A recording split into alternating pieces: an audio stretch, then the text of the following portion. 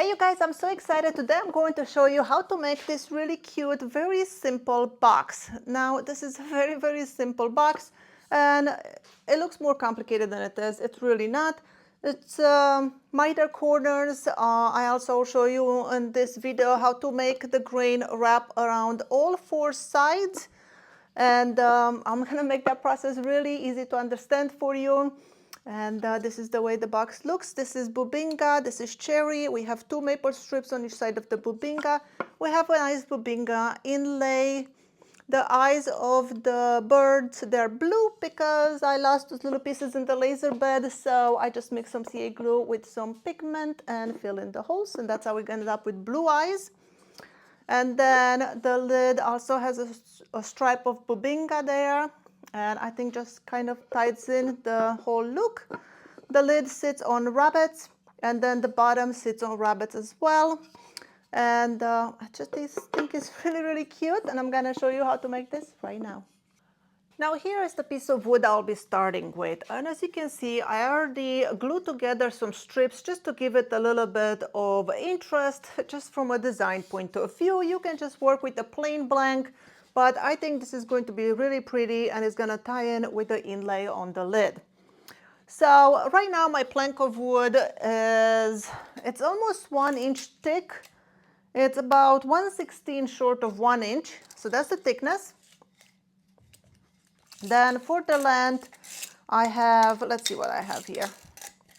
For the length, I have about 15 inches and the width is 3 1/4.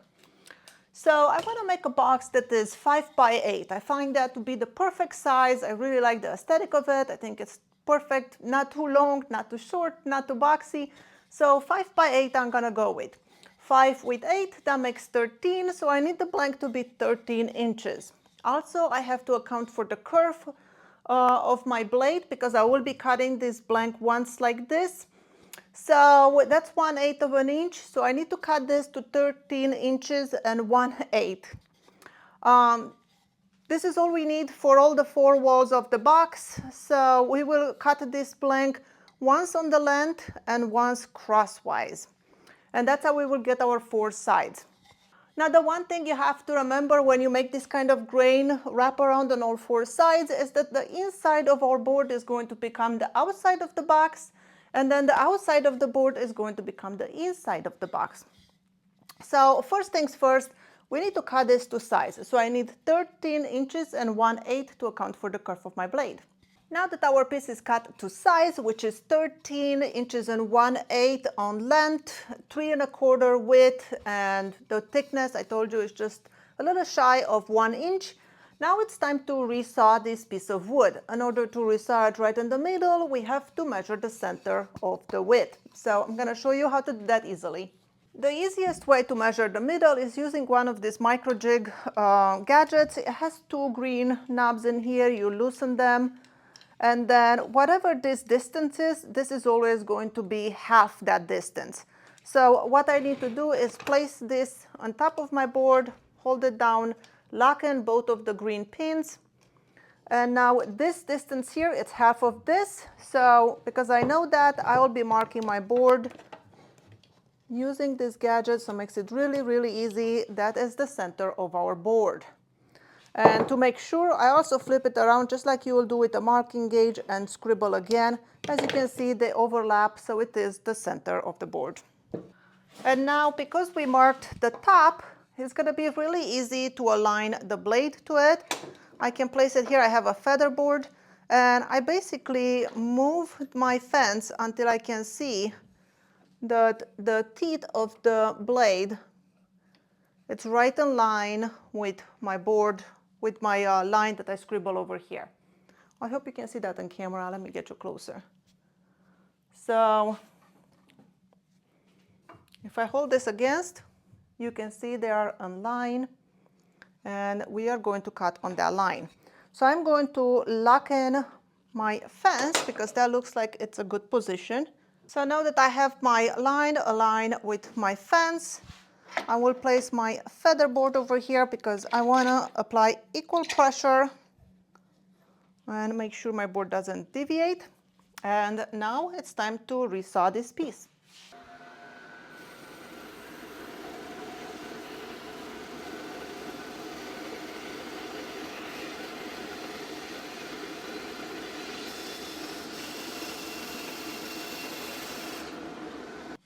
Now, these two boards, they used to be like this, and when we open it like this, we see we have the grain matches this way.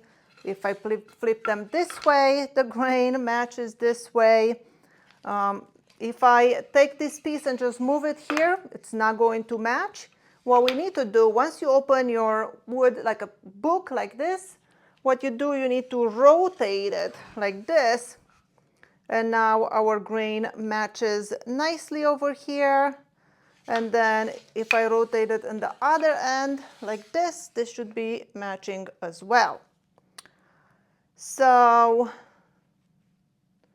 for our box, we wanted to match it on the ends like this. What I need to do now is, because I cut it on the bandsaw, we get this like little wavy lines. So we need to run it to the drum sander, or you can sand it with your orbital sander, and we have to get these sides smooth. Now, these sides that used to be inside the piece of wood like this is going to become the outsides. The pieces that were on the outside of the piece of wood, it's going to become the inside of our box. So open like this. If I feel it with my fingernail, this side is just a little bit thicker. So if we look at the piece of wood that has not been resawn, you'll see that the grain, even though it's the same piece of wood, it will change as it travels down on the thickness of the wood. If we look here, we have more of this hardwood, but in the same spot, if I turn it around, we have sapwood. So you see it changes, even though it's in the same location, the same board. So that means the more material we remove from these boards as we sand it, the more our grain pattern is going to change, because the grain pattern changes through the thickness. So we want to remove as little possible from here. I just want to get rid of those. Marks from my bandsaw.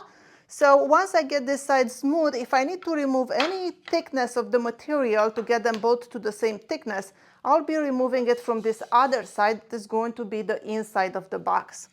But in order not to get myself confused, the first thing I need to do is to go and run it through the drum sander just enough to remove the marks from the bandsaw. And then we'll come back and I'll show you the next step. I went ahead and sanded my boards. Now they're the same thickness. And because I remove most of the material from this side, as you can see now, when I put them together, we got a little bit of variation there on the grain. I should have removed more from the other side, like I suggested you do, but it still matches pretty good. We get all these lines that continues. Just over here where the sapwood meets, we are getting a little bit of deviation, but still really good. So now with my board placed like this, let me move you a little bit further.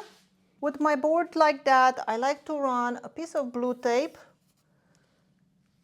Let's put one long one on each board, something like this, because I do not like to get confused, so I want everything to be very clear for myself. So the way the box walls are going to be, I'm going to go from the left to the right. So this is going to be my piece number 1, then we have piece number 2, 3, and 4. Now, because I'm making a rectangle box, we will have 2 long sides and 2 short sides. So let's say I start with the short side. So 1 is going to be short, 2 is going to be long, 3 is going to be short, and the 4th one is going to be long. So that way I will not get confused, and I know the part with the blue tape is the outside of the box, the part that used to be inside of the board. So that's the outside, and this is going to be my inside of the box. And this is the way we have marked our box. Now, because I want to do like a drop style lid, what I need to do is then the inside, so the part that does not have tape, I am going to make a rabbet on the top and one on the bottom. The one on the bottom is going to hold the bottle panel, and the one on the top is going to hold the lid. So I'm going to do that on the table saw. I have a ripping blade. My ripping blade has a flat tooth, so it will make a very flat groove. So I'm going to use this and just make my rabbets on the top and the bottom. The easiest way to make your rabbets is to use a rabbeting bit On your router table, I just don't want to change my router bit right now, so I'm just going to use the table saw. The depth of the rabbet is going to go halfway into the board, so that's what I'm going to do next.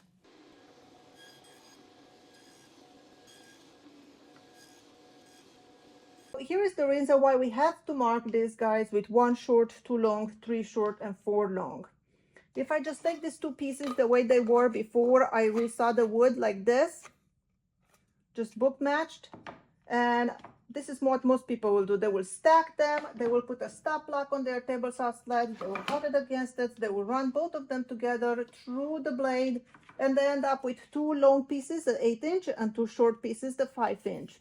The problem is if I open this, you see this one is supposed to be long, this one is supposed to be short, and if I just stack them and cut them, those will both be long. So now we know, we have a clear image on which pieces needs to be long, which one is supposed to be short. Number 4 is supposed to be long, number 2 is supposed to be long. So I'm gonna take this one, my stop block is at 8 inches. I'm gonna run it through, then I'm gonna take this one with the long side towards the stop block, cut it, and get the proper length. So I'm gonna cut these pieces right now.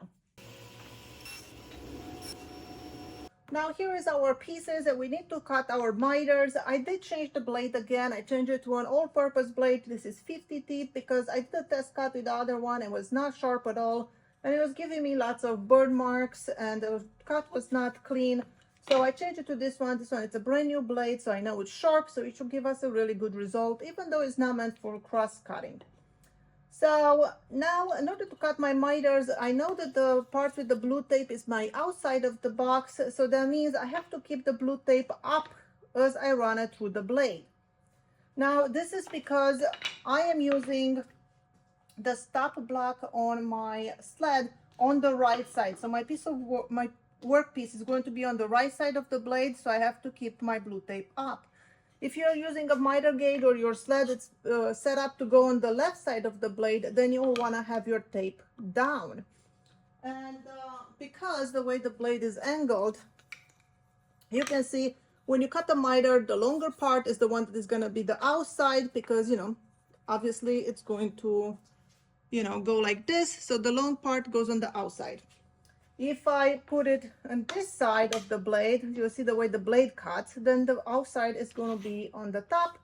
If I keep my workpiece on the other side, then the long side is underneath on the bottom. So that's why if you're working on the right side of the blade and your blade goes to the left, keep the blue tape up. If you're working on this other side, keep the blue tape down. Now, I don't like to have the blade running towards my hand, so I always work on the right side of the blade. That's just my preference. So now I am going to run all these boards and cut out some miters, blue tape up, and then we're getting ready for our glue up.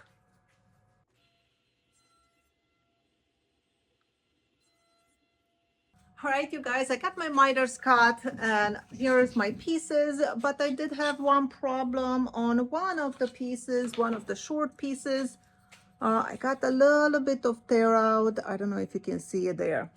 Now, if this would have happened to one of the long pieces, I would have just cut those pieces shorter, get rid of that. But because I don't want to make the box too much narrower, what I will do is I'll go to the router table with a straight bit and just make this rabbet a little bit deeper.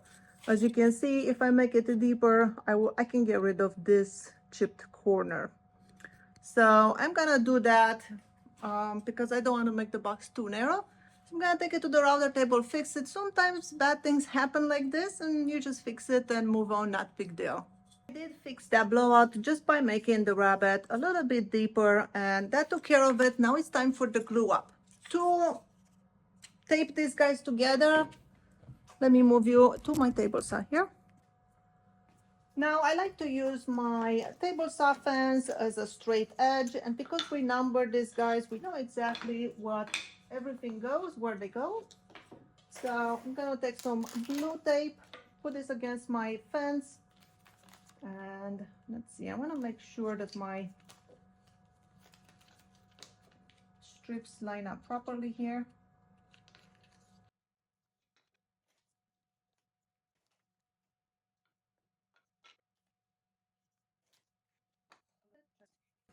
The miters look absolutely perfect. No gaps in either one of the miters. Beautiful, clean miters. To glue this, first I like to put some glue tape so it protects it from the glue squeeze out.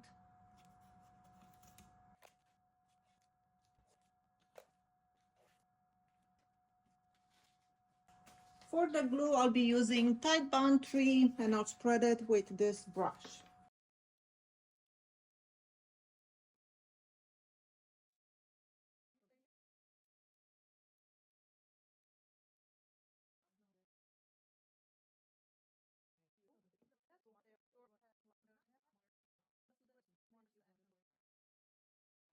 And now we'll start folding our box.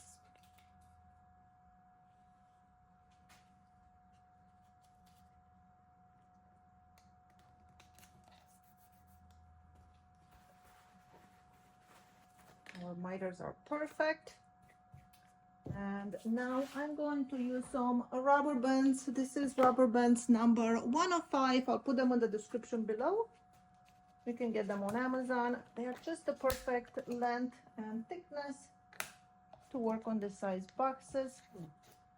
And this will add all the pressure needed on the miters evenly. And we can still work with the box. We will not have clamps in the way to, not let us keep working with it. So while the box is on the, not clamps, into this rubber band stage right now, waiting for the glue to dry, I can work on the bottom and the top because, I don't have clamps in the way. So this makes it really, really easy. So all I need to do is just cut a piece of wood that will fit into this rabbet for the top and one for the bottom.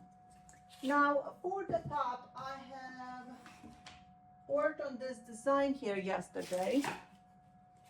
And I decided I will do this doves with the heart. I think that will be really, really cute for the top of this box. And you see that Bubinga stripe that I have there. That's what I use for the inlay. For the eyes, as you can see, they are blue. And that is because when I laser cut this design, I lost the eyes somewhere in the laser bed. So I just used some CA glue with some blue pigment, mixed it together and filled in the holes for the eyes. The laser cut process, it's really easy. Let me just find my pieces here to show you. Now this is obviously a different design, but I'll show you kind of the way it works. Like you see, I lasered the pocket, so I deep engraved where it basically burns the material and removes the wood in there, so you get the pocket. And then with the laser, you cut your inlays. My inlays are 1/8 inch, so you can see they look something like this. It's like I said, it's different design. So then my inlay piece, it will fit right into the pocket and I can glue it in there. So then it will be flush. And that's the way I did that design with the doves and the hearts. Now for my design as a settings, I have a 40-watt diode laser. So I used 100% power, no, 100%, yes, 100% power and 90 speed to make the pocket, and then to cut the 1/8 inch, I think I used 100% power and about 15-16 speed, and I cut the design and then I just glued it in place. So now that I have this chunk of wood with my inlay, I need to cut it to size to fit into my rabbet like that. I mean, right now it's not to size, it's not even straight edges, but I'll just cut it to fit right there into my rabbet. And then for the bottom part, it's just going to be some plain, I don't even know if I have any milled cherry. It's going to be either cherry or bubinga, whatever I can find around that I have milled, so I don't have to do it. So I'm gonna do that now, cut those two pieces, and then I'll see you right back.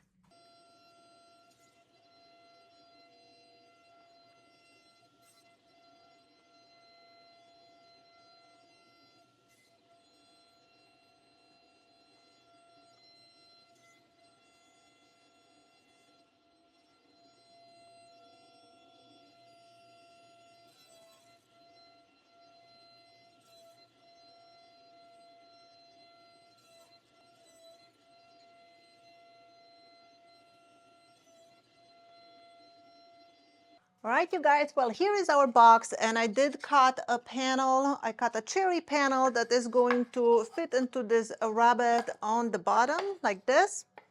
And at this point, I decided that I'm going to put the stripe on the top. My initial thought was to do it on the bottom, but then I decided to switch it, and I'm going to do it on the top. So that is going to be my bottom. My bottom, it is a little bit protruding out, and I wanted to do that from the rabbet. If you want it to be flush, you could sand this down, send it to the drum sander, or resaw it until it fits flush with the bottom. But I wanted mine to stick out, so when it sits down on the table, you can see that little shadow line. So I did that on purpose for the bottom. And then the top, I cut it to size, so it fits perfectly into our box. And you can see the line of the bubinga, because I did glue a strip of bubinga there between, I sandwiched it between the two cherry pieces. So that's a nice little detail that you can see from the outside of the box.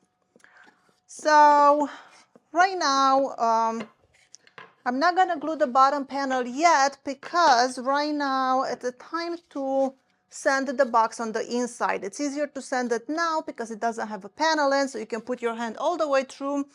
And what I like to use to sand these boxes is use these sponges. And because they have a sharp corner, you can fit it right there into the miter and sand really close to the edge.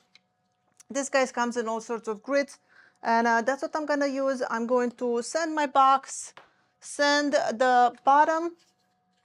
I'm also going to slightly break down the edges of the bottom and the bottom box. And then I'm going to glue this one in place. And it will be dry by the time the miters are dry. Then we'll sand the whole outside. I'm also going to sand the top. And this is the way our box is going to be. And then I'll show you my special finish that I'm going to use for this when we come right back. Right now I'm just going to do the glue up. I'm going to wait it to dry. Once it's dry, I will sand the outside. I'm not going to show you that because nobody wants to watch people sanding stuff. And I'm going to show you my special finish for the outside of the box. Hey you guys, here we are the next day, and the box is dry. I already took the tape off and the rubber bands, and I sanded, and it's looking amazing. And now we are getting ready to put the finish on it. And for the finish, I'll be using something that I recently really loved using. And it's a blend of oils. I have it here. It's just in a little ketchup bottle. And the oils that are in that bottle is, I took this walrus oil furniture finish, which this one, it's made with tung oil, safflower oil, and hemp oil. And make note that it's safflower, not sunflower. There's no N in this. Completely different plant, organic, made from a seed of a plant. And I really like that oil. It has the 3 really good oils that are all drying oils, which is important to me. I like to work with drying oils. Drying oils, that means the oil will absorb into the wood, and then as it dries, it hardens, kind of like a hard wax, and protects the wood a lot better against moistures and all the scratches and so on. So those are drying oils, and I really like that finish, but to me, it doesn't bring out the grain as much as I like, as much as I, get when I use just pure tung oil. So what I did, I bought, well, I already own this because this is what I use for my carnauba wax finish. I have their pure tung oil. So I added more tung oil to the furniture finish. So now it's pretty heavy on the tung oil. And pure tung oil is very thick, so you don't want to just use pure tung oil. You want to thin it out with some mineral spirits. So I also added some mineral spirits, and I made this nice cocktail here. And this gives me the perfect blend of oils that it gives me the results I like. So we're going to use that. And then every time you use an oil to finish your furniture, boxes, whatever you're making, you need to know that the oils will be a very matte sheen. As they dry in 24, 48 hours or whatever time, depends on what kind of oils you're using, the box will become very dry looking, drab looking even. So then you have to put a wax. So I'll be using my carnauba wax finish This is carnauba wax and pure tung oil, the same one from Walrus Oil. So it's their pure tung oil and carnauba wax, and this is going to, when we buff it in, it's going to give it a really, really beautiful sheen. And it's going to feel really nice to the touch too. So that's what I'm going to use. I'm going to use that blend of oils, and then we'll put the carnauba wax finish. Now, when I was making this box, I made another one, which I just put finish on it. And look at this. So this one needs to dry now before I put the wax on it, but I just put this blend of oil on it. So I'm gonna go put this aside, and then we'll put the oil on the box that we made. Now, putting this oil on, it's really, really easy. I'm just going to use a white t-shirt as a rag, and I don't have to wear gloves. This is all natural products. I don't have to worry about it. You can wear gloves if you want. I don't. And it does have the mineral spirits, so maybe it's a good idea to wear gloves. Look how nicely it pulls out the grain. I really like using this blend. Makes everything super pretty. So easy to apply, no brush strokes. Pretty much foolproof. Work with drying oils. You really don't want to let it pool in there and sit for too long, because as the oils dry, they polymerize. So like I said, they will turn hard, and you will end up with kind of blotchiness, almost like white spots. So you want to let it soak in, and then you want to wipe off all the excess. Very, very important. Otherwise, you'll get uneven finish. It's been about 30 minutes now, and I wiped off all the excess. The box is looking spectacular. And like I said before, I apologize for the background noise, but they're working on my shop. Like I said before, you really want to let this dry for 24 to 48 hours before you put the wax. Now, because I want to get this video out and be done with this, I'm going to put the wax now just to show you how it works. It's not going to hurt it, it's going to be just fine, but you will get better results if you wait 24 to 48 hours. Now, the carnauba wax looks something like this. As you can see, the oil and the wax is drying there on the edges. If you see that, it's totally normal, it's totally fine, it's doing what it's supposed to be doing. You can just peel off that dry skin and use the wax underneath. So I'm just gonna use a small cloth. I'm gonna get some on it, and I am going to put some on this piece of wood, which is my lid.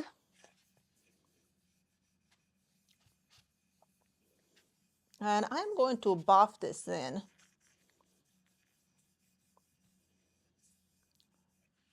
So that is that, and then I'll use this small buffer. I'll put a link in the description below. It's 3-inch buffer, and it works so well. It's small, you can use it with one hand, and it's perfect for this kind of applications for small boxes and small projects. Now, as you can see, it doesn't make a huge difference. It has a sheen now, which it didn't really have much of it before, but you will really see the difference if you let the wood dry first from the oil. I'm going to show you what it looks like on an offcut. This is from the same box, the raw wood. And this is what it looks like on straight raw wood.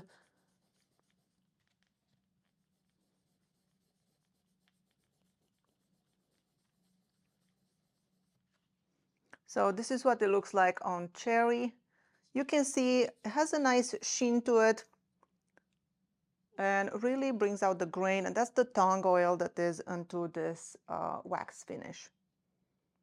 Now, if you use it on darker wood, it will look a lot more dramatic. This is pretty lightweight wood cherry. Also, mind you, this piece was not sanded. It's just pretty much straight from the table saw.